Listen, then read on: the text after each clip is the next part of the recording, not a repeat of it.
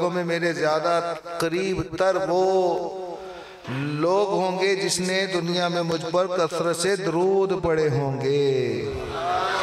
صلو علی الحبیب صلی اللہ تعالی علی محمد۔ حدیث پاک میں نیت المومن خیر من عملہ، مسلمان کی نیت اس کے عمل سے بہتر ہے۔ نیتیں جتنی زیادہ اچھی ہوں گی ثواب بھی اتنا زیادہ ملے گا۔ نیت کریں کہ اللہ کی رضا پانے، ثواب پانے، اور علم دین سیکھنے کی نیت سے توجہ کے ساتھ بیان اول تا آخر سنوں گا، اور جو سنوں گا انشاءاللہ عمل کی کوشش کروں گا اور دوسروں تک بھی پہنچانے کی کوشش کروں گا۔ اے عاشقان رسول، الحمدللہ ایک مرتبہ پھر ماہ غفران، ماہ نزول قرآن، رب کے مہمان ماہ رمضان مبارک کی آمد ہے۔ کچھ ہی دن بعد اعلان ہوگا کہ مبارک ہو رمضان کا چاند نظر آ گیا۔ یہ اعلان سنتے ہی عاشقان رمضان کے دل کی خوشی سے جھوم اٹھیں گے، چہروں پر تازگی آ جائے گی، مسجدوں کی رونق بڑھ جائے گی، تراویح کا سلسلہ، فرض نمازیں، کوئی نوافل کی کثرت کر رہا ہوگا، کوئی تلاوت قرآن کی سعادت پا رہا ہوگا، سحر و افطار کی رونقیں ہوں گی، اور انشاءاللہ الکریم زندگی کا لطف دوبالا ہو جائے گا۔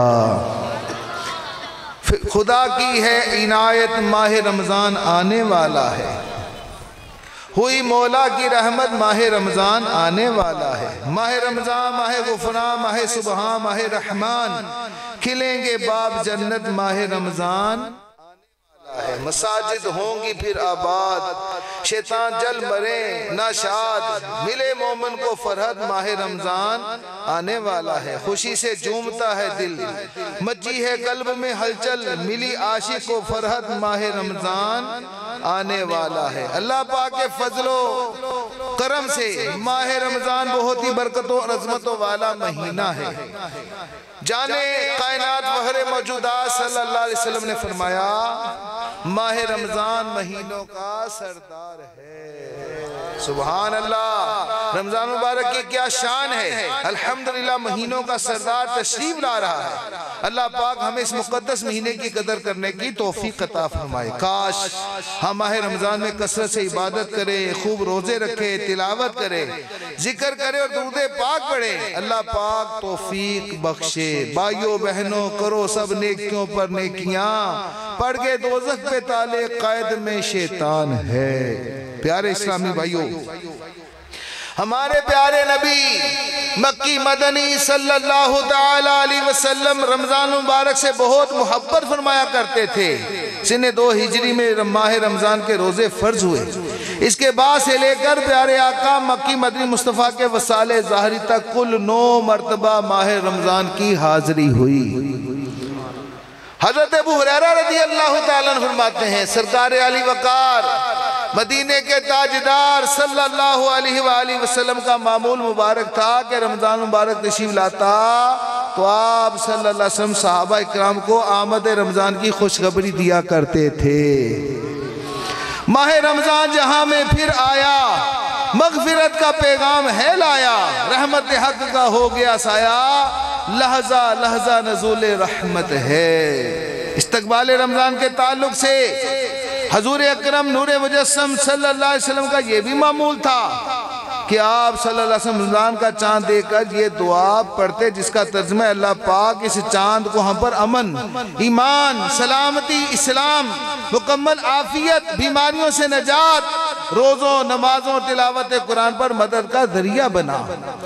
اے پیارے اللہ پاک، رمضان مبارک کو ہمارے لیے سلامتی والا بنا، ہماری جانب سے اسے سلامت رکھ، اور یہ مبارک مہینہ ہم سے یوں رخصت ہو کہ ہماری مغفرت ہو چکی ہو، تیری رحمتیں ہمیں نصیب ہوں اور تیری طرف سے معافی نامہ ہمیں مل جائے۔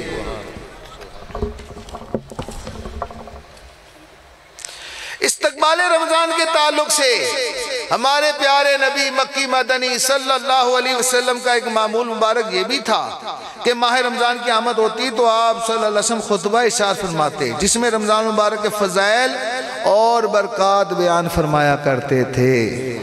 آئیے حضور اکرم نور مجسم صلی اللہ علیہ وسلم کے 3 مبارک خطبات سننے کی سعادت حاصل کرتے۔ حضرت ابو ہریرہ رضی اللہ تعالیٰ عنہ سے روایت ہے ایک مرتبہ رمضان مبارک کی تشریف آوری ہوئی تو حضور اکرم نور مجسم صلی اللہ علیہ وسلم نے خطبہ دیتے ہوئے فرمایا بے شک تمہارے پاس برکت والا مہینہ آ گیا، اللہ پاک نے اس مہینے کے روزے تم پر فرض کیے ہیں، اس مہینے میں جنت کے دروازے کھول دیے جاتے ہیں اور اس مہینے میں جہنم کے دروازے بند کر دیے جاتے ہیں اور اس مبارک مہینے میں شیطان جکڑ دیے جاتے ہیں، عاصیوں کی مغفرت کا لے کر آیا ہے پیام، جھوم جاؤ مجرمو رمضان ماہ غفران ہے، بھائیو بہنوں کرو سب نیکیوں پر نیکیاں، پرگے دوزخ پہ تالے قید میں شیطان ہے۔ حضرت ابو جعفر رضی اللہ تعالیٰ سے روایت ہے ایک مرتبہ رمضان مبارک کے تشریف آوری ہوئی تو حضور اکرم نور مجسم صلی اللہ علیہ وسلم نے خطبہ دیتے ہوئے فرمایا اے لوگو بے شک یہ ماہ رمضان ہے، اس میں شیطان قید کر دیے جاتے ہیں، جہنم کے دروازے بند کر دیے جاتے ہیں اور جنت کے دروازے کھول دیے جاتے ہیں۔ اس مبارک مہینے کی ہر رات ایک اعلان کرنے والا اعلان کرتا ہے کوئی سوالی کہ اس کا سوال پورا کر دیا جائے، ہے کوئی مغفرت کا طلبگار کہ اس کی بخشش کر دی جائے۔ یہ صرف 27ویں رات کو نہیں، ہر روز رات کو منادی اعلان کرتا ہے۔ کیا اعلان کرتا ہے؟ کہ ہے کوئی کچھ بھی سوال کرنے والا اس کا پورا کیا جائے، ہے کوئی مغفرت کا طلبگار کہ اسے بخش دیا جائے۔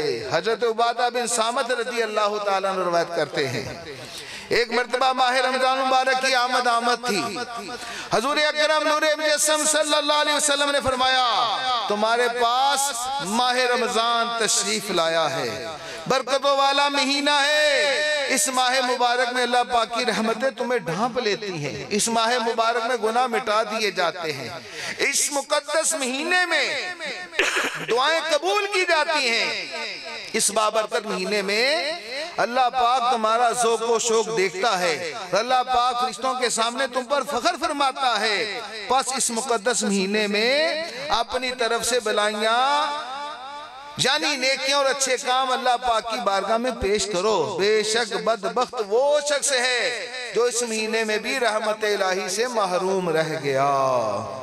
خدا ایسی عنایت کر میں کانپوں خوف سے تھر تھر، ہو اسیاں سے حفاظت ماہ رمضان آنے والا ہے۔ رمضان کی آمد، ماہ غفران کی آمد، ماہ قرآن کی آمد، اے عاشقان رسول رمضان مبارک کی آمد ہے، رب کا مہمان آ رہا ہے۔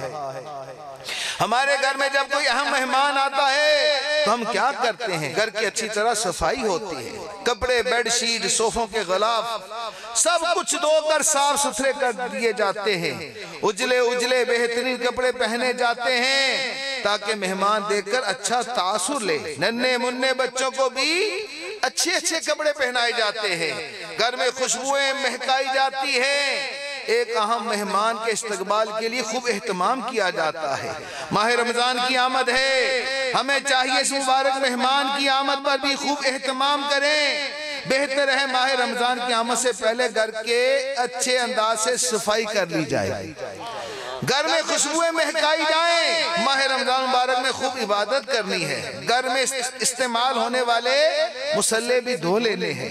رمضان مبارک میں عبادت کے لیے کپڑے دھو کر تیار کر لیے جائیں۔ جس دن رمضان مبارک کا چاند نظر آنا ہے زہ نصیب اس دن ہم نہا دھو کر اچھے کپڑے پہن کر خوشبو لگا کر، خدا توفیق دے تو امام عاشی سجا کر چہرے پر داڑھی بھی سجانے کی نیت کر لیں اور پوری طرح تیار ہو کر ماہ رمضان کے استقبال کی نیت سے مغرب سے پہلے مسجد میں پہنچ جائیں، نفلی اعتکاف کی نیت بھی کر لیں، اکاش ذکر و درود کرتے ہوئے پرتباک انداز میں ماہ رمضان کا استقبال ہو۔ زہ نصیب ہمیں پورا مہینہ ماہ رمضان میں اعتکاف کی سعادت نصیب ہو جائے، لیکن یہ سب کو نہیں ملتی۔ دیکھیں آپ کے گھر میں، میرے گھر میں کوئی میری اجازت کے بغیر آ سکتا ہے؟ ہمارے بعض مہمان ایسے ہوتے ہیں ہمیں بالکل اچھے نہیں لگتے، ہم کہتے ہیں ہمارا دل کرتی ہے ہمارے گھر میں داخل ہی نہ ہو۔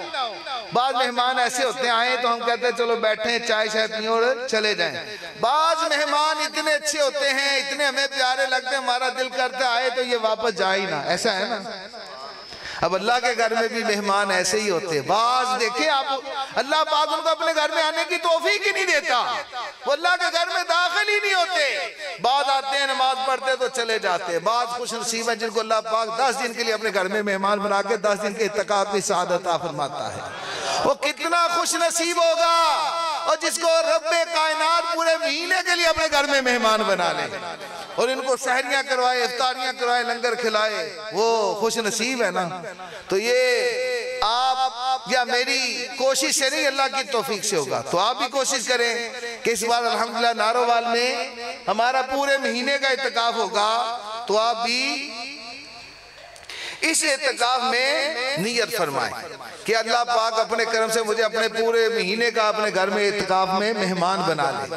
تو وہ کوئی خوش نصیب ایسا ہے کہ جو اللہ کے گھر میں پورے مہینے کا مہمان بننا چاہے. پیارے سے امریکہ کا ویزا ملے نا ابھی ہمیں 10 لاکھ روپے کا, 3 سال کا ویزا امریکہ کا, UK کا. ہم کہتے ہیں نہیں یار 10 لاکھ کا ویزا اور 3 سال کا, بس 3 سال میں تو پیسے پورے نہیں ہوں گے, کم از کم 5-6 سال کا تو ہونا چاہیے. 3 سال ہمیں تھوڑے لگیں گے ڈالر کمانے کے لیے, لیکن صرف 1 مہینے کا اعتکاف ہے, وہی ماہ رمضان میں. صحابہ کرام کا یہ معمول تھا, وہ رجب شعبان میں اپنے معمولات سے لینے دینے سے زکوٰۃ وغیرہ سے فارغ ہو کر اکثر صحابہ پورے مہینے کے اعتکاف میں بیٹھ جاتے تھے. شیخ طریقت امیر اہل سنت نے اپنی کتاب فیضان رمضان میں ایک بڑا ایمان افروز واقعہ لکھا ہے. بخارا ایک شہر ہے, اس شہر میں ایک مجوسی یعنی آگ کو پوجنے والا رہتا تھا. ایک مرتبہ رمضان مبارک کا مہینہ آیا تھا, وہ مجوسی اپنے بیٹے کے ساتھ مسلمانوں کے بازار سے گزر رہا تھا. اس کے بیٹے نے بازار میں کچھ نکال کر سرعام کھانا شروع کر دیا. اس کو بڑا غصہ, اس نے زور سے تھپڑ مارا, تجھے شرم نہیں آتی کہ ماہ رمضان میں مسلمانوں کے بازار میں کھاتا ہے؟ اور کہنے لگا ابا جان آپ بھی تو کھاتے ہیں. اور کہنے لگا میں تیری طرح سرعام نہیں کھاتا, میں رمضان کا احترام کرتا ہوں, گھر میں چھپ کر کھاتا ہوں, ماہ رمضان کی بے حرمتی نہیں کرتا. یہ واقعہ ہوا, بات گزر گئی, کچھ عرصے کے بعد اس مجوسی کا انتقال ہو گیا. اس کے مرنے کے بعد کسی نے اسے خواب میں دیکھا کہ بڑے مزے کے ساتھ جنت میں ٹہل رہا ہے. خواب دیکھنے والے نے حیرت سے پوچھا تو مجوسی تھا, تو جنت میں کیسے آ گیا؟ اس نے کہا میں واقعی مجوسی تھا, لیکن میں نے رمضان مبارک کا احترام کیا, اس کی برکت کی, اس کی تعظیم کی, تو اس کی برکت سے اللہ پاک نے موت سے پہلے مجھے ایمان کی دولت عطا فرما دی اور مرنے کے بعد مجھے داخل جنت فرما دیا. سبحان اللہ. پیارے سے وہ مجوسی ہو کر ماہ رمضان کی تعظیم کرے اور چھپ کر کھائے. یہ نام نہاد مسلمان سرعام ماہ رمضان میں ہوٹلوں میں کھائیں, یہ سرعام رو کے گلاس پئیں, یہ سرعام ٹھا کی بوتلیں برف ڈال کے لوگوں کے سامنے پئیں. اس کو کوئی حیا نہیں آتی میں مسلمان ہوں, میں سرعام روزہ خور بن کر لوگوں کے سامنے رمضان کی تعظیم کی بے حرمتی کر کے سرعام کھاتا ہوں. اس کو اللہ سے کوئی ڈر نہیں لگتا کہ اگر اللہ ناراض ہو گیا, اس نے مرتے وقت ایمان سلب کر لیا تو میرا کیا بنے گا. سبحان اللہ. عاشقان رسول ماہ رمضان مبارک کی بھی کیا نرالی شان ہے. رمضان مبارک کی تعظیم کی برکت سے اللہ پاک نے ایک مجوسی کو ایمان کی دولت عطا فرمائی اور جنت میں داخلہ عطا فرما دیا. افسوس ہمارے ہاں مسلمانوں کے دلوں سے بھی رمضان مبارک کا احترام کم ہوتا جا رہا ہے. کتنے ایسے غافل ہیں جو بغیر شرعی مجبوری کے رمضان کے اول تو روزے نہیں رکھتے, پھر چوری پر سینہ زوری یوں کرتے ہیں کہ روزہ داروں کے سامنے سرعام کھاتے پیتے ہیں, سگریٹ کے کش لگاتے ہیں, پان چباتے ہیں, حتیٰ کہ بعض تو اتنے بے باک ہیں کہ سرعام پانی پیتے بلکہ کھانا کھاتے بھی نہیں شرماتے. یاد رکھیے کسی شرعی مجبوری کے بغیر جان بوجھ کر ایک روزہ بھی چھوڑنا گناہ کبیرہ ہے, حرام ہے اور جہنم میں لے جانے والا کام ہے. اللہ پاک ہمیں ماہ رمضان کے پورے روزے رکھنے کی توفیق عطا فرمائے, ماہ رمضان کی بے قدری سے محفوظ فرمائے. آمین بجاہ نبی الامین. علامہ ابن جوزی رحمت اللہ علیہ لکھتے ہیں اللہ پاک کے آخری رسول مقبول صلی اللہ علیہ وسلم نے فرمایا میرے پاس جبریل امین حاضر ہوئے, عرض کیا یا رسول اللہ صلی اللہ علیہ وسلم روزے قیامت ایک نوجوان کو لایا جائے گا, وہ غمگین ہوگا, رو رہا ہوگا, فرشتے آگ اور لوہے کے گرزوں سے اسے ہانک رہے ہوں گے. وہ نوجوان 1000 سال تک الامان الامان پکارتا رہے گا، لیکن اس کو امان نہیں ملے گا۔ پھر اس نوجوان کو 1000 سال کے بعد رب قہار کی بارگاہ میں پیش کیا جائے گا۔ اللہ پاک عذاب کے فرشتوں کو حکم دے گا کہ اسے منہ کے بل جہنم میں ڈال دو۔ حضرت جبریل امین کا یہ بیان سن کر حضور اکرم صلی اللہ علیہ وسلم نے فرمایا، اے جبریل امین علیہ السلام یہ کون ہوگا؟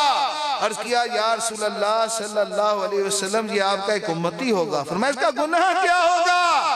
عرض کیا یا رسول اللہ صلی اللہ علیہ وسلم وہ بد نصیب ہے جس کی زندگی میں رمضان کی تو تشریف آوری ہوئی مگر توبہ استغفار کی بجائے ماہ رمضان کو گناہوں میں گزارتا رہا۔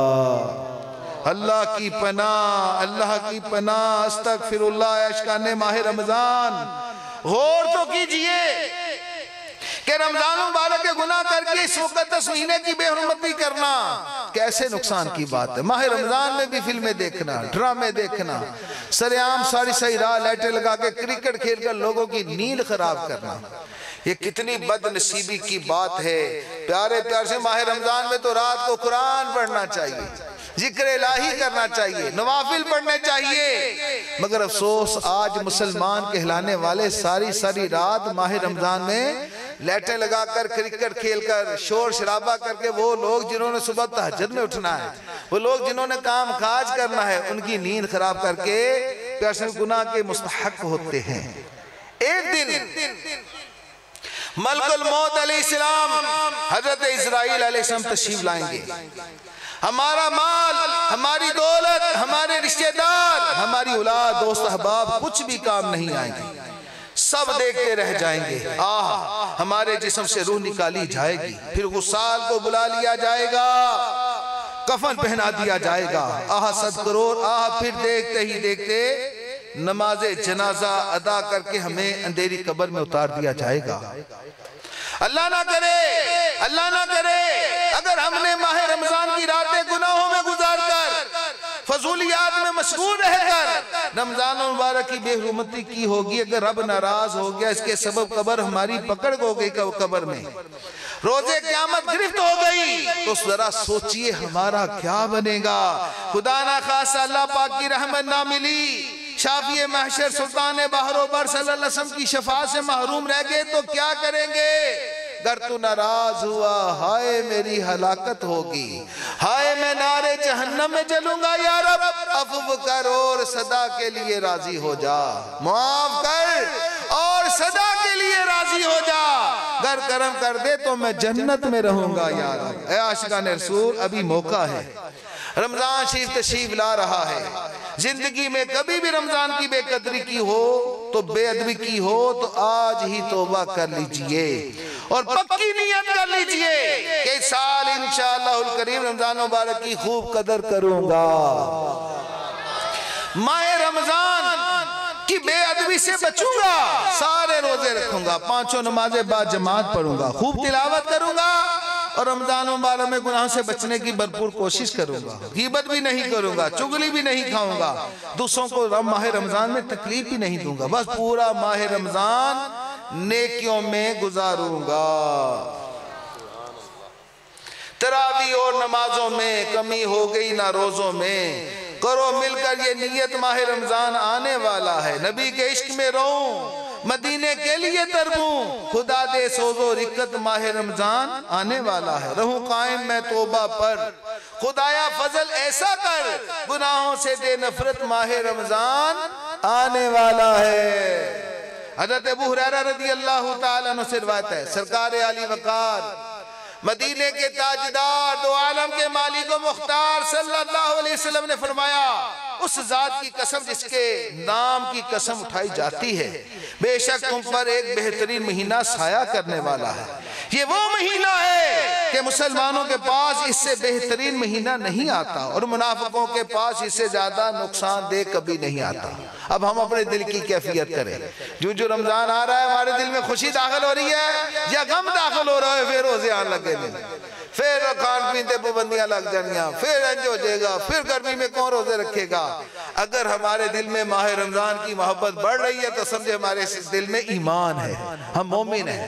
اگر بوجھ بڑھ رہا ہے، تکلیف بڑھ رہی ہے تو سمجھ لیں ہم مسلمان ہیں، ہمارے دل میں منافقت ہے۔ پھر پیارے نبی رسول ہاشمی صلی اللہ علیہ وسلم نے اپنے اس فرمان عالی شان کی وضاحت کرتے ہوئے فرمایا بے شک جب ماہ رمضان آتا ہے تو مسلمان اپنی قوت کو عبادت کے لیے جمع کر لیتا ہے، جبکہ منافق اپنے اوپر غفلت اوڑھ لیتا ہے۔ پس یہ مہینہ مسلمانوں کے لیے غنیمت اور منافقوں کے لیے بوجھ ہے۔ پیارے اسلامی بھائیو، الحمدللہ رمضان مبارک کی آمد ہوتی ہے تو مسجدوں میں رونق آ جاتی ہے، تلاوت کرنے والوں میں اضافہ ہو جاتا ہے۔ آپ نے دیکھا فجر کی نماز کے بعد لائنیں لگ جاتی ہیں قرآن پڑھنے والوں میں، عبادت گزاروں میں بھی اضافہ ہو جاتا ہے، نمازی بڑھ جاتے ہیں، مسجد کی رونق بڑھ جاتی ہے۔ وہ لوگ جو پورا سال نمازوں کی طرف نہیں آتے انہیں بھی اللہ پاک ہدایت دیتا ہے، وہ بھی مسجد کی طرف بڑھاتے ہیں۔ البتہ لوگوں کی ایک تعداد ہے جو رمضان مبارک میں بھی غفلت کی چادر اوڑھ کر رکھتے ہیں، رمضان مبارک میں بھی مسجدوں کا رخ نہیں کرتے۔ اللہ پاک ہم سب کو نیکیاں کرنے کی توفیق عطا فرمائے، ہم منافقوں والے کاموں سے بچیں، نیکیاں کرنے اور نیک بندوں کی پیروی اختیار کرے۔ اے عاشقان رسول، ماہ رمضان مبارک کے بالخصوص 3 اوقات وہ ہیں جن میں عموماً غفلت دیکھنے کو ملتی ہے، یعنی جو لوگ روزے رکھتے ہیں، عبادت کرتے ہیں، پوری تراویح پڑھتے ہیں، تلاوت بھی کرتے ہیں، ان کی بھی ایک تعداد ہے جو 3 اوقات کو غفلت میں گزار دیتی ہے۔ نمبر 1 افطار کا وقت۔ کون سا وقت؟ افطار کا وقت۔ یہ وقت دعا کی قبولیت کا وقت ہے، لیکن چونکہ سارا دن روزہ رکھتا ہے اس وقت جسمانی طور پر کمزوری محسوس ہوتی ہے، شاید اس لیے دعا مانگنے اور ذکر و اذکار وغیرہ سے غفلت ہوتی ہے۔ اس وقت غفلت نہیں کرنی چاہیے۔ کب؟ افطار کے وقت 5-7 منٹ پہلے سارے کام چھوڑ کے اللہ کی بارگاہ میں دل جمی کے ساتھ دعا مانگنی چاہیے۔ اس وقت جو بھی دعا مانگیں گے بلائی کہ اللہ پاک قبول فرمائے گا۔ دوسرا مغرب سے عشاء تک کا وقت، یہ وقت بھی عموماً غفلت کی نظر ہو جاتا ہے، افطاری کی ہوتی ہے، بعض لوگ افطاری میں بہت زیادہ کھا لیتے ہیں، سستی بڑھ جاتی ہے، پھر کچھ کرنے کا دل نہیں کرتا، لگے یہ بھی بڑی قبولیت کا وقت ہے۔ تیسرا فجر کے بعد کا وقت، اس وقت عموماً نیند کا غلبہ ہوتا ہے، لوگوں کی ایک تعداد ہے جو فجر پڑھتے ہی سو جاتی ہے، حالانکہ یہ وقت بہت قیمتی ہے۔ اللہ پاک کے آخری نبی رسول ہاشمی صلی اللہ علیہ وسلم نے اللہ پاک سے دعا کی، یا اللہ پاک میری امت کے لیے صبح کے وقت میں برکت رکھ۔ تو پتہ چلا فجر کے بعد برکتیں نازل ہوتی ہیں، روزی تقسیم ہوتی ہے تو ہم سو کر غفلت میں ضائع کر دیتے ہیں۔ بہرحال پورا ماہ رمضان ہی سستی اور غفلت سے بچنا ہے، بالخصوص یہ 3 اوقات جو عموماً غفلت کی نظر ہو جاتے ہیں، ان اوقات کو عبادت میں اچھے کاموں میں گزارنے کی کوشش کرنی ہے۔ علامہ ابن رجب حنبلی رحمت اللہ علیہ فرماتے ہیں وہ وقت کہ جب عموماً لوگ غفلت کا شکار ہوتے ہیں، اس وقت عبادت کرنا اللہ پاک کے ہم محبوب عمل ہے۔ مزید فرماتے ہیں اللہ پاک کے بعض نیک بندے بطور خاص مغرب سے عشاء تک نماز پڑھا کرتے تھے، اور فرماتے تھے یہ وہ وقت ہے جب لوگ عموماً غفلت کا شکار ہوتے ہیں۔ احادیث میں بھی رات کو جب لوگ سو رہے ہوں اس وقت نماز پڑھنے کے خصوصی فضائل آتے ہیں۔ اللہ پاک کے نبی رسول ہاشمی صلی اللہ تعالی علیہ وسلم نے فرمایا سلام کو عام کرو، لوگوں کو کھانا کھلاؤ، اور رات کے وقت جب لوگ سو رہے ہوتے ہیں اس وقت نماز پڑھو۔ اس وقت کیا کرو؟ نماز پڑھو تو سلامتی کے ساتھ جنت میں داخل ہو جاؤ گے۔ ایک کیا کرنا ہے؟ سلام کو عام کرنا ہے، السلام علیکم السلام علیکم، اور لوگوں کو کھانا کھلانا ہے۔ اور تیسرے نمبر پر جب لوگ سو رہے ہوں اس وقت نوافل پڑھنے یعنی تہجد پڑھنی ہے، تو پھر سلامتی کے ساتھ جنت میں داخلہ ہوگا۔ کیسے ہوگا؟ خلد میں ہوگا ہمارا داخلہ اس شان سے یا رسول اللہ کا نعرہ لگاتے جائیں گے۔ منقول ہے 2 دوست تھے، ان کا بازار سے گزر ہوا، ایک دوست نے کہا دیکھو لوگ خرید و فروخت میں مصروف ہیں، ذکر اللہ سے غافل ہے، آؤ ہم یہاں ذکر اللہ کرتے ہیں۔ چنانچہ دونوں ایک طرف کھڑے ہو گئے اور ذکر اللہ کرنے لگے۔ کچھ عرصے کے بعد ان میں سے ایک دوست کا انتقال ہو گیا۔ دوسرے دوست نے مرنے والے کو خواب میں دیکھا اور پوچھا ما فعل اللہ بکا، اللہ پاک نے تیرے ساتھ کیا معاملہ کیا؟ تو مرنے والے دوست نے کہا کیا تم جانتے ہو اس دن ہم دونوں نے بازار میں ذکر اللہ کیا تھا، اللہ پاک نے اسی دن ہم دونوں کی بخشش فرما دی تھی۔ سبحان اللہ. معلوم ہوا وہ کا جب عموماً لوگ غفلت کا شکار ہوتے ہیں. بازار میں دیکھا اپنے رونق ہوتی ہے، شاپنگ ہو رہی ہے، غفلت ہو رہی ہوتی ہے، تو اس جگہ پر جہاں پر لوگ غافل ہوں جو اپنے رب کو یاد کرے، اس کا ذکر کرے، اس کے محبوبہ درود پڑھے، تو اللہ پاک اپنے کرم سے بے حساب اس کی بخشش فرما دیتا ہے. عصر کے بعد شیخ طریقت میر اہل سنت انشاءاللہ پورے ماہ رمضان میں مدنی مذاکرہ فرمائیں گے. علم دین سیکھنے کا خزانہ ملے گا، تو کوشش کریں کہ روز عصر کے بعد انشاءاللہ الکریم مدنی مذاکرہ دے کے علم دین سیکھیں گے. تراویح کے بعد بھی مدنی مذاکرے کا سلسلہ ہوگا، لیکن بعض اوقات گاؤں دیہاتوں میں جاگنے کا اتنا ذہن نہیں ہوتا، لیکن کم از کم روز عصر کے بعد ہونے والے مدنی مذاکرے میں شرکت کرنی ہے. مغرب کی نماز بعد جماعت ادا کرنے کے بعد عوامین کے 6 نوافل ادا کیجیے. مغرب کے بعد مدنی چینل پر بہت اچھے پروگرام آتے ہیں. اس وقت مدنی چینل دیکھنے کا جدول بنا لیجئے. تراویح کے بعد براہ راست مدنی مذاکرے کا سلسلہ ہوتا ہے، اس میں بھی شرکت کیجئے. نماز فجر کے بعد تلاوت کیجئے اور اوراد و وظائف پڑھ لیجئے. پھر سورج طلوع ہو تو تقریباً 20 منٹ کے بعد اشراق و چاش پڑھیے. جو اشراق پڑھتا ہے اللہ پاک اس کو حج اور عمرے کا ثواب عطا فرماتا ہے، اور جو 2 نفل چاش کے پڑھتا ہے اللہ پاک اس کی روزی میں برکت عطا فرماتا ہے. اللہ پاک ہمیں غفلت سے بچائے. کاش پورا مہینہ ماہ رمضان کا ہمیں خوب نیکیاں کرنے کی سعادت و توفیق نصیب ہو. 10ویں صدی ہجری کے مشہور عالم دین ولی کامل حضرت مجدد علی فسانی رحمت اللہ علیہ ماہ رمضان کی برکات بیان کرتے ہوئے فرماتے ہیں، رمضان المبارک وہ بابرکت مہینہ ہے کہ پورا سال بندے کو جو بھی برکت ملتی ہے، جس ذریعے سے بھی ملتی ہے، وہ تمام برکات الحمدللہ ماہ رمضان کے دریا برکت میں سے ایک قطرہ ہے. مزید فرماتے ہیں جس بندے کو ماہ رمضان میں جمعیت نصیب ہو جائے، اسے پورا سال جمعیت نصیب ہوتی ہے، یعنی اجتماعیت نصیب ہوتی ہے. اس جگہ جمعیت سے مراد دل جمعی ہے، استقامت ہے. مطلب یہ کہ جس بندے کو ماہ رمضان میں استقامت مل گئی، اس کو اللہ کی رحمت سے پورا سال استقامت ملے گی. کوئی چاہتا ہے میں تہجد گزار بن جاؤں، وہ پورا ماہ رمضان یکم سے آخر تک تہجد پڑھے، انشاءاللہ الکریم وہ تہجد گزار بن جائے گا. جو بندہ چاہتا ہے میں پورا سال زیادہ سے زیادہ تلاوت قرآن کروں، وہ پورا مہینہ رمضان کا خوب تلاوت کرے، اللہ پاک اس کو جمعیت یعنی پورا سال تلاوت کرنے کی سعادت نصیب فرمائے گا.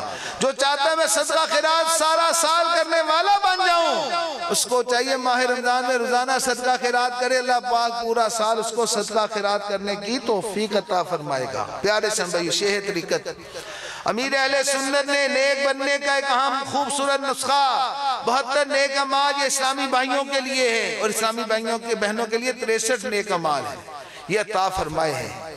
5 نماز اس میں بعد جماعت ادا کرنے کا بھی عمل ہے. اس میں تہجد بھی ہے، اشراق و چاش بھی ہے، اوابین بھی ہے، اس میں تلاوت قرآن بھی ہے. 72 نیک اعمال میں والدین کی خدمت بھی ہے، اس میں علم دین سیکھنے کا نیک عمل بھی ہے.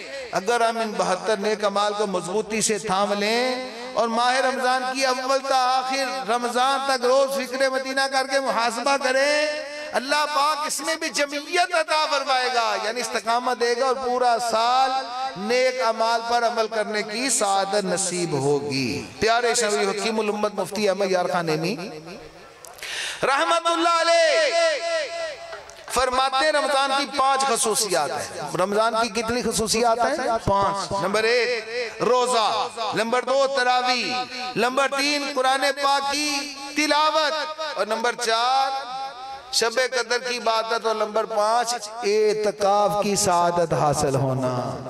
ویسے تو عام دنوں میں بھی نفل روزے رکھے جاتے ہیں، لیکن رمضان مبارک کے روزہ اللہ پاک نے فرض فرمائے ہیں. قرآن کریم میں فرمایا یا ایھا الذین آمنوا کتب علیکم الصیام کتب علیکم الصیام کما کتب علی الذین من قبلکم لعلکم تتقون. ترجمہ قرآن ہے ایمان والو تم پر روزے فرض کیے گئے جیسا اگلوں پر فرض ہوئے تھے کہ کہیں تمہیں پرہیزگاری ملے. امام نقی فرماتے ہیں رمضان کا ایک روزہ اس کے علاوہ دنوں میں 1000 روزوں سے افضل ہے. یعنی 1000 نفلی روزے رکھیں تو ماہ رمضان کا ایک روزہ 1000 روزوں سے زیادہ افضل ہے۔ حضرت عبد الرحمن بن سمرہ رضی اللہ تعالیٰ عنہ صحابی رسول ہیں، آپ نے ایک طویل حدیث پاک روایت کی۔ اس حدیث پاک میں حضور اکرم نور مجسم کے خواب کا ذکر ہے، انبیاء اکرام کے خواب میں وحی ہوتی ہے۔ اس حدیث پاک میں یہ بھی ہے، پیارے آقا مدینے والے مصطفیٰ صلی اللہ علیہ وسلم نے فرمایا میں نے اپنے ایک امتی کو دیکھا، وہ پیاسے نڈال تھا، جب بھی وہ حوض پر پانی پینے کے لیے آتا تو اسے روک دیا جاتا تھا۔ وہ شخص اس حالت میں تھا، اس کے نصیب چمکے، اس پر کرم ہوا، اس نے ماہ رمضان المبارک کہ جو روزے رکھے تھے ان میں سے ایک روزہ اس کے پاس آیا اور اس پیاسے شخص کو پکڑا، حوض پر لے کر اسے پانی پلا کر سیراب کر دیا۔ یعنی وہ بار بار حوض کوثر کی طرف جاتا، اس کو روک دیا جاتا، لیکن ماہ رمضان کے روزوں میں سے ایک روزہ آگے بڑھا، اس کو پکڑا اور حوض کوثر پر لے جا کر سیراب کر دیا، یعنی اس کو پلا کر اس کا پیٹ بھر دیا۔ سبحان اللہ، پیار سے روزے کی کیسی برکتیں ہیں۔ مسلمانوں کی ایک تعداد ہے جو رمضان مبارک کے روزے نہیں رکھتی، کوئی موسم کا بہانہ بناتا ہے، کوئی گرمی بہت ہے اس لیے روزے رکھنے نہیں رکھتے، کسی کو کمانے کی فکر ہے، کوئی کہتا ہے رزق حلال بھی تو عبادت ہے، روزہ رکھ لیں گے تو کام نہیں ہو پائے گا، کام نہیں ہوگا تو بچوں کو کہاں کھلائیں گے وغیرہ وغیرہ۔ آج دل کی تسلی کے لیے شاید بہانے کام کر رہے ہوں، مگر روزے قیامت کیا بنے گا۔ ہمارے سامنے بھائی ہمارے ڈسٹرکٹ ذمہ دار ہیں، ضلعی ذمہ دار ہیں، کورسز مجلس میں الحمدللہ میری کالوں سے ملاقات ہے، رجب کے بھی سارے روزے رکھے، شعبان کے بھی ابھی تک سارے روزے رکھے، عاشقان رسول رجب کے شعبان کے سارے نفلی روزے رکھے، اور ہمیں ماہ رمضان کے ایک روزے نہ رکھے جائیں۔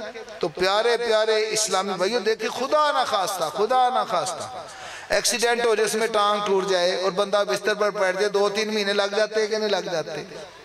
اس وقت جب ٹانگ ٹوٹ جائے، کوئی ایسا فریکچر ہو جائے، بندہ کام پہ جا سکتا ہے؟ تو کیا جو کام پہ نہیں جاتا اس کی روزی بند ہو جاتی ہے؟ کیا اس کو اللہ پاک کھانا نہیں عطا فرماتا؟ تو خدا نہ خواستہ ایسی حالت میں بھی 2-3 مہینے بندہ بیڈ ریسٹ کرتا ہے، تو اگر آپ کا کام سکتا ہے کام کم کر دیں، رات کا کام شروع کر دیں۔ اللہ پاک تو رمضان میں روزی بڑھا دیتا ہے، لیکن رمضان کے روزے کسی صورت میں بھی معاف نہیں ہے۔ حضرت انس بن مالک رضی اللہ تعالیٰ سے روایت ہے، غیب جاننے والے نبی رسول ہاشمی صلی اللہ علیہ وسلم نے فرمایا روزے قیامت روزہ دار کے منہ سے مشک کی خوشبو آ رہی ہوتی ہے۔ کیسی خوشبو آتی ہے؟ مشک جیسی۔ ان کے لیے عرش کے سائے میں ایک دسترخوان لگایا جاتا ہے، روزہ دار اس دسترخوان سے کھا پی رہے ہوں گے جبکہ لوگ حساب و کتاب کی مشقت میں مبتلا ہوں گے، یعنی لوگ حساب و کتاب کی مشقت اٹھا رہے ہوں گے اور روزہ دار کے لیے دسترخوان لگایا جائے گا، وہ مزے سے وہاں پر کھا رہے ہوں گے۔ تراویح اور نمازوں میں کمی ہوگی نہ روزوں میں، کرو مل کر یہ نیت، ماہ رمضان آنے والا ہے۔ رمضان کی دوسری اہم عبادت جو رمضان مبارک میں ہی کی جاتی ہے وہ نماز تراویح ہے۔ رمضان مبارک میں تراویح پڑھنا سنت موقدہ ہے، شعبہ ایمان میں ہے۔ اللہ پاک کے آخری نبی رسول ہاشمی صلی اللہ علیہ وسلم نے فرمایا جو بندہ ماہ رمضان کی رات میں نماز پڑھتا ہے، اللہ پاک اس کے ہر سجدے کے بدلے اس کے لیے 1500 نیکیاں لکھتا ہے، اور اس کے لیے جنت میں سرخ یاقوت کا گھر بنایا جاتا ہے۔ مزید فرمایا بندہ رمضان مبارک میں رات کے وقت یا دن میں جب بھی سجدہ کرتا ہے، اس کے سجدے کے بدلے جنت میں ایک ایسا درخت لگایا جاتا ہے کہ اس کے سائے میں گھوڑ سوار 500 سال چلتا رہے تو پھر اس کی مسافت پوری کرے گا، اتنا بڑا درخت لگاتا ہے۔ سبحان اللہ، اللہ پاک کی رحمت کے قربان۔ رمضان میں صرف ایک سجدہ کرنے پر 1500 نیکیاں ہیں، تو 20 تراویحوں میں سبحان اللہ کتنے سجدے بنے؟ 40۔ تو 40 کو 1500 سے ضرب دیں، تراویح پڑھنے والے کو لاکھوں نیکیاں ملیں گی کہ نہیں ملیں گی؟ اور سنت موقدہ جو ہے نا اس کو چھوڑنا گناہ ہوتا ہے، اس کو چھوڑنے کی عادت بنانا گناہ ہوتا ہے۔ کہیں مجبوری میں آپ سفر پہ جا رہے ہیں اور گاڑی پہ بس پہ جا رہے ہیں، گاڑی نہیں رکی، تو ایسی حالت میں سنت موقدہ مجبوراً چھوٹ گئی تو چھوٹ گئی، لیکن اس کو قصداً چھوڑنے کی عادت بنانا یہ گناہ ہے، حرام ہے۔ اور ہمارے روزہ رکھنے والے بھی 50 70 80% لوگ تراویح نہیں پڑھتے۔ پیار سے اس سے وہ لوگ سبق حاصل کریں جو معاذ اللہ تراویح نماز پڑھتے نہیں، یا پڑھتے ہیں تو 20 پوری نہیں پڑھتے۔ اور کیجئے نماز تراویح کی 20 رکعتوں میں کل 40 سجدے ہیں، یعنی جو 20 رکعتیں تراویح پڑھے اللہ پاک کی رحمت سے امید ہے کہ اسے 60,000 نیکیاں ملیں گی۔ جنت میں 40 درخت لگیں گے اور جنت میں 40 محلات عطا ہوں گے۔ یہ بھی صرف سجدوں کی نیکیاں ہیں۔ قیام، رکوع اور نماز تراویح میں قرآن سننے، اتنی دیر مسجد میں رہنے کا ثواب اس کے علاوہ ہے۔ جو نادان 8 رکعت تراویح پڑھ کر گھروں کو چلے جاتے ہیں وہ گویا 36,000 نیکیوں اور 24 جنتی درختوں سے محروم رہ جاتے ہیں۔ جو 12 رکعتیں پڑھ کر تھک جاتے ہیں وہ 24,000 نیکیوں سے اور 16 جنتی درختوں سے محروم ہو جاتے ہیں۔ یہ بھی حدیث پاک میں بیان کی گئی تعداد کے ظاہری گنتی ہے۔ رحمت الہی کی وسعت تو پتہ ہی نہیں، اللہ پاک اپنی رحمت سے کتنا ثواب عطا فرما دے اس کا تو نہ کوئی شمار ہے نہ حساب ہے۔ رمضان المبارک کی جو تیسری اہم عبادت ہے وہ تلاوت قرآن ہے۔ ہمارے پیارے آقا مکی مدنی مصطفیٰ صلی اللہ علیہ وسلم رمضان المبارک میں کثرت سے تلاوت فرمایا کرتے تھے۔ حضرت جبریل امین حاضر خدمت ہوئے، سرکار علی وقار مدینے کے تاجدار صلی اللہ تعالی علیہ وسلم فرشتوں کے سردار حضرت جبریل امین کے ساتھ قرآن کریم کا دور کیا کرتے تھے۔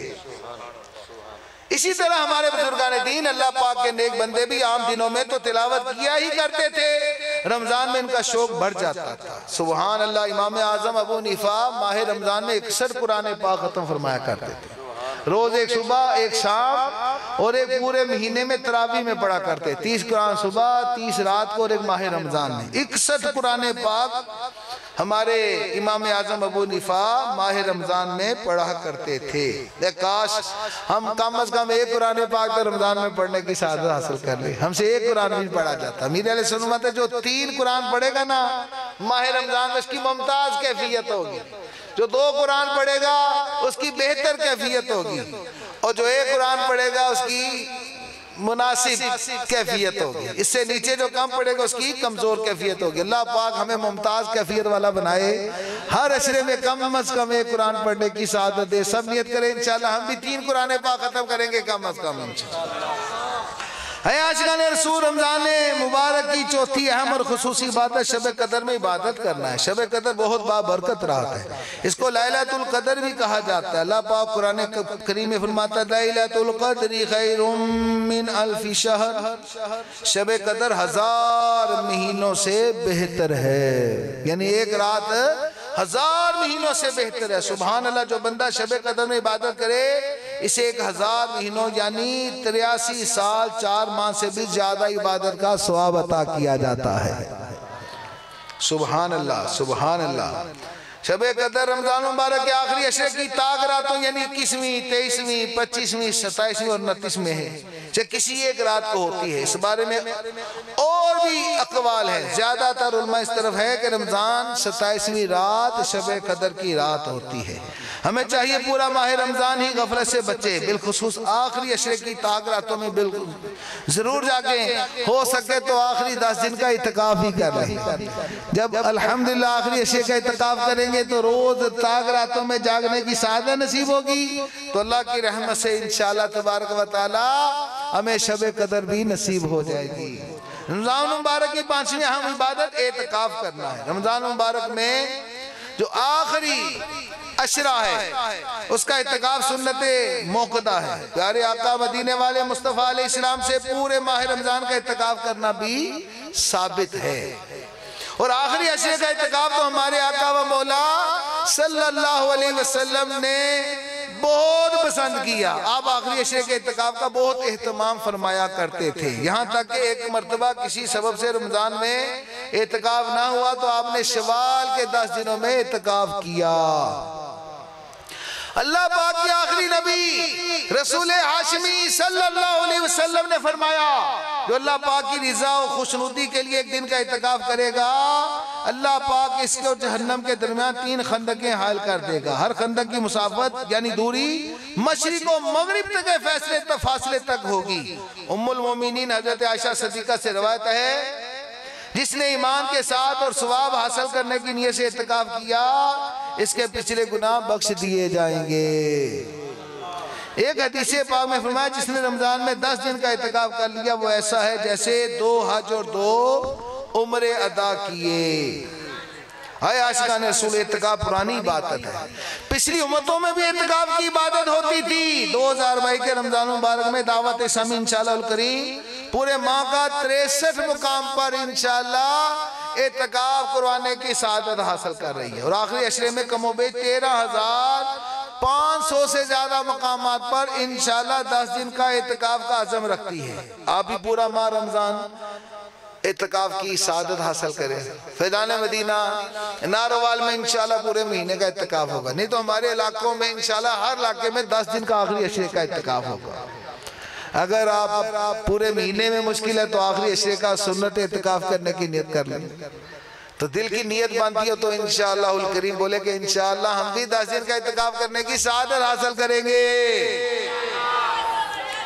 عبادت کا شوق بڑھنے کے ساتھ ساتھ بہت سارا علم دین بھی سیکھنے کو ملتا ہے. اعتکاف کے والے سے معلومات آپ اپنے ذمہ داران سے کریں. ڈیرہ لائیار صوبہ پنجاب کے ایک شنبے کے بیان کا خلاصہ ہے. میں پہلے گناہوں کی دلدل میں غرق تھا. فلمیں دیکھنا ڈرامے دیکھنا میرا مشغلہ تھا.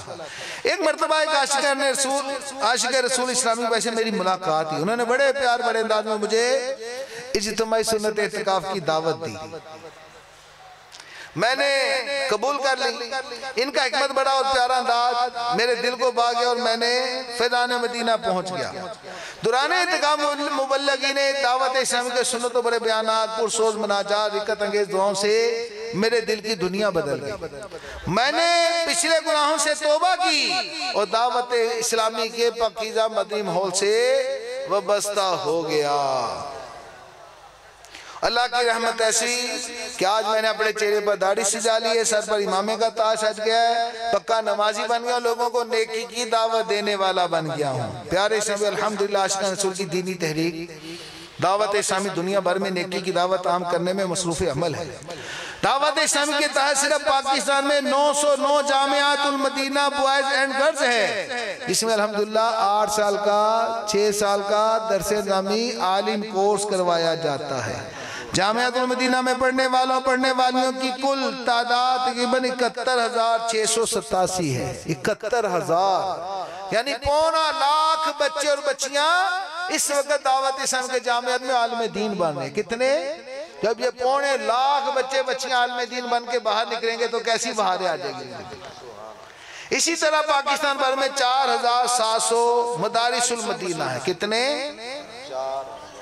4,707 بچے نہیں مدرسے ہیں دعوت اسلامی کے جس میں حفظ و نازہ کی تعلیم دی جاتی ہے. یہاں بچے اور بچیوں کو قرآن کریم حفظ و نازہ مفت تعلیم دی جاتی ہے. ان مدارس المدینہ میں پڑھنے والوں اور پڑھنے والیوں کی تعداد تقریباً 2,12,692 ہے. الحمدللہ اب تک تقریباً 4,39,940 بچے اور بچیاں حفظ و نازہ کی تعلیم حاصل کر چکے ہیں. دعوت اسلامی نے اس امت کو اب تک الحمدللہ 1 لاکھ سے زیادہ حافظ قرآن عطا کیے ہیں. پیارے اسلامی بھائیوں, جدید ذرائع کو استعمال کرتے علم دین کا فیضان عام کرنے کے لیے Faizan online academy boys and girls کی اب تک کل برانچیں 45 قائم ہو چکی ہیں. الحمدللہ فیضان آن لائن اکیڈمی کے ذریعے تقریباً 21,809 اسلامی بھائی اور اسلامی بہنیں علم دین سیکھنے کی سعادت حاصل کر چکے ہیں. دعوت اسلام کا ایک بہت ہی اہم ڈپارٹمنٹ ہے FGRF فیضان گلوبل ریلیف فاؤنڈیشن. اس ڈپارٹمنٹ کے تحت ہر ماہ لاکھوں افراد میں کھانا تقسیم کیا جاتا ہے. اب تک تقریباً 1 کروڑ سے زائد افراد کی امدادی مدد کی جا چکی ہے راشن اور نقد کی صورت میں. خشک سالی کے شکار کئی شہروں میں 1400 سے زائد مقامات پر پانی کے کنویں, بورنگ, سولر اور ہیڈ پمپ وغیرہ کے ذریعے پانی کی فراہمی کو یقینی بنایا جا چکا ہے. وطن عزیز پاکستان سرسبز و شاداب بنانے کے لیے گرین پاکستان شجرکاری مہم کے تحت گزشتہ سیزن میں اگست 2021 میں تقریباً 20,000 سے زائد پودے پاکستان میں لگائے گئے. جن کی دیکھ بھال کا سلسلہ امیر اہل سنت نے نعرہ دیا پودا لگانا ہے درخت بنانا ہے، پودا لگانا ہے یعنی پودا لگا کے چھوڑ نہیں دینا، اس کی حفاظت کر کے پانی لگا کے اس کو درخت بھی بنانا ہے۔ تھیلیسیمیا اور دیگر مریضوں کے لیے اب تک 50,000 سے زیادہ خون کی بوتلیں دعوت اسلامی نے پیش کی ہیں۔ جزوی معذور بچوں کی بحالی کے لیے فیضان ری ہیبلیٹیشن سینٹر بھی الحمدللہ دعوت اسلامی نے مختلف شہروں میں کیمپ کیے ہیں، مزید سلسلہ جاری ہے۔ ایک کیمپس شروع بھی ہو چکا ہے، دیگر پر کام جاری ہے۔ 2000 سے زیادہ بچوں کی رجسٹریشن ہو چکی ہے۔ ہر صاحب عقل سمجھ سکتا ہے اتنے بڑے پیمانے پر دینی و فلاحی کام کرنے کے لیے لاکھوں نہیں بلکہ کروڑوں نہیں اربوں کی ضرورت ہے۔ رمضان مبارک کا مقدس مبارک مہینہ تشریف لا رہا ہے، اپنی زکوٰۃ، فطرہ اور دیگر عطیات دعوت اسلامی کو دیجیے اور نیکی کے اس کام میں حصہ ملائیے۔ اللہ پاک ہم سب کو دین و دنیا کی بھلائیاں نصیب فرمائے، آمین۔ پیارے اسلام بھائیو، بیان کو اختتام کی طرف لاتے ہوئے چند سنتیں اور آداب سیکھنے کی سعادت حاصل کرتے ہیں۔ تاجدار مدینہ علیہ السلام نے فرمایا، جس نے میری سنت سے محبت کی اس نے مجھ سے محبت کی، اور جس نے مجھ سے محبت کی وہ میرے ساتھ جنت میں جائے گا۔ سینہ تیری سنت کا مدینہ بنے آقا، جنت میں پڑوسی مجھے تم اپنا بنانا۔ فرمانے آخری نبی رسول ہاشمی صلی اللہ علیہ وسلم ہے۔ آج امامہ شریف کی سنت و آداب سیکھتے ہیں۔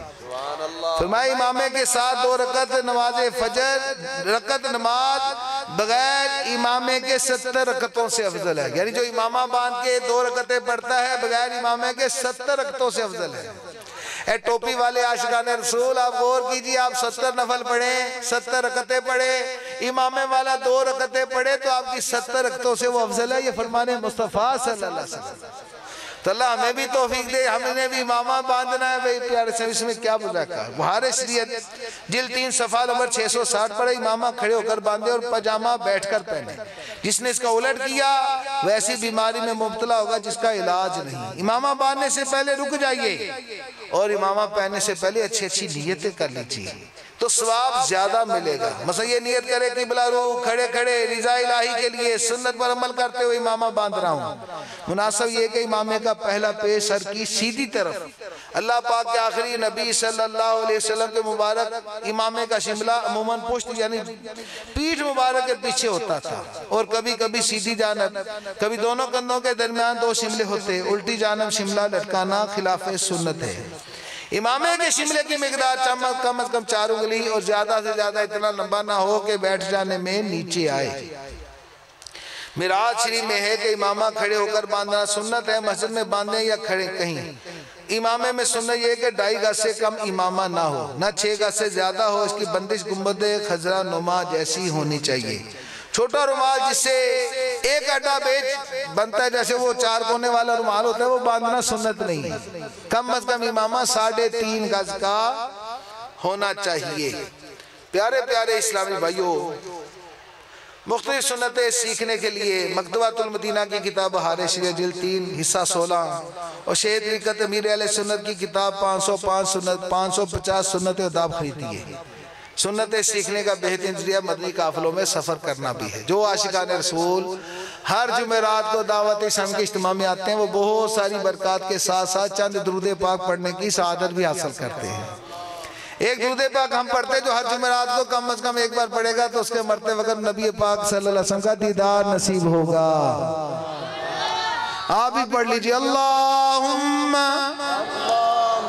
صلی وسلم وبارک علی سیدنا محمد النبی الامی الحبیب العالی القدری العظیمی الجاہ وعلی آلہ وصحبہ وبارک وسلم۔ حضرت انس رضی اللہ تعالی عنہ سے روایت ہے، سرکار مدینہ علیہ السلام نے فرمایا، اس درود پاک کو جو کھڑا کھڑا پڑھے تو بیٹھنے سے پہلے، بیٹھا بیٹھا پڑھے تو کھڑے ہونے سے پہلے اس کے گناہ بخش دیے جاتے ہیں۔ آپ بھی پڑھ لیجئے، اللہم صلی علی سیدنا و مولانا محمد وعلی آلہ وسلم۔ اس درود پاک پڑھنے والے کے چہرے پر 70 رحمتوں کے دروازے کھل جاتے ہیں۔ آپ بھی پڑھ لیجئے صلی اللہ علی محمد۔ حضرت علامہ محمد ساوی سے روایت ہے کہ اس درود پاک پڑھنے والے کو اللہ پاک 6 لاکھ بار درود شریف کا ثواب عطا فرماتا ہے۔ آپ بھی پڑھ لیجئے اللہم صلی علی سیدنا محمد عدد ما فی علم اللہ صلاة دائمتا بدوامی ملک اللہ۔ ایک شخص آیا نبی پاک علیہ السلام اس کو اپنے حضرت ابوبکر صدیق کے درمیان بٹھا لیا۔ صحابہ کو بڑا رشک آیا، اتنا عظیم مرتبہ کون ہے جس کو حضور نے اتنا قرب عطا فرمایا؟ جب وہ گیا تو آپ علیہ السلام نے فرمایا یہ مجھ پر اس طرح درود پڑھتا ہے۔ آپ بھی پڑھ لیجئے اللہم صلی علی محمد کما تحب و ترضا۔ اللہ شفیع محمد صلی اللہ علیہ وسلم کا فرمانے علی شان ہے، جو شخص یوں درود پاک پڑھے اس کے لیے میری شفاعت واجب ہو جاتی ہے۔ آپ بھی پڑھ لیجئے اللہم صلی علی محمد وانزلہ المقعد المقرب عندک یوم القیامہ۔ اس کو پڑھنے والے کے لیے 70 فرشتے 1000 دن تک نیکیاں لکھتے رہتے ہیں۔ آپ بھی پڑھ لیجئے جزا اللہ عنا محمد ما ہوا اہلو۔ اس دعا کو نبی پاک علیہ السلام نے فرمایا جس نے 3 بار پڑھا اس نے گویا شب قدر کو پا لیا۔ آپ بھی پڑھ لیجئے لا الہ الا اللہ الحلیم الکریم سبحان اللہ رب السماوات السبع و رب العرش العظیم۔ لا الہ الا اللہ الحلیم الکریم سبحان اللہ رب السماوات السبع و رب العرش العظیم۔ لا الہ الا اللہ الحلیم الکریم سبحان اللہ رب السماوات السبع و رب العرش العظیم۔ پیارے شاہی میر علیہ سنت وہ پیارے استاد ہیں جو ہوم ورک بھی دیتے ہیں، کلاس ورک بھی دیتے ہیں۔ ہر ہفتے جمع کر کے مدنی مذاکرہ فرما کے علم دین سکھا کے الحمدللہ آپ کلاس ورک دیتے ہیں۔ ہر ہفتے ایک رسالہ عاشقان رسول کو گھر سے پڑھ کر آنے کا ہوم ورک بھی دیتے ہیں۔ اس ہفتے کا جو رسالہ میر علیہ سنت اعلان فرمائیں گے وہ ہے سمجھانے کا طریقہ۔ سمجھانے کا طریقہ، اس کو ضرور پڑھنا ہے، شیئر کرنا ہے، سنانا ہے، سننا ہے، آگے اس کو اللہ کی رحمت سے پھیلانا ہے۔ اور ہر ہفتے الحمدللہ میر علیہ سنت مدنی مذاکرہ فرماتے ہیں، تو ہر ہفتے کو اس ہفتے کو بھی دیکھنا ہے۔ اس کے بعد روزانہ انشاءاللہ میر علیہ سنت عصر کے بعد اور تراویح کے بعد انشاءاللہ مدنی مذاکرہ فرمائیں گے۔ دعوت اسلام کا ہفتہ وار اجتماع آئندہ سے انشاءاللہ ماہ رمضان میں جمعہ والے دن بعد نماز عصر ہوا کرے گا۔ فیضان مدینہ میں انشاءاللہ ہفتہ وار اجتماع جمعرات کی بجائے ماہ رمضان میں جمعہ کے دن عصر تا مغرب ہوگا، اور آپ کی افطاری کا انتظام بھی انشاءاللہ الکریم یہیں پر ہوگا۔ ماہ مدنی قافلوں کے مسافروں کے لیے دعائے عطار بھی سن لیجئے۔ یا اللہ پاک جو کوئی انگریزی ماہ کا 5واں جمعہ ہونے کی صورت میں اس دن مدنی قافلے میں سفر کرے اس پر جہنم حرام کر دے۔ پیسے پورے مہینے کا اعتکاف بھی مینیج کیا ہوگا، اس میں بھی آپ نے بیٹھنا ہے 10 دن کے اعتکاف میں، اور اپنے فطرانہ اپنی زکوٰۃ یہ بھی دعوت اسلامی کو دینی ہے انشاءاللہ۔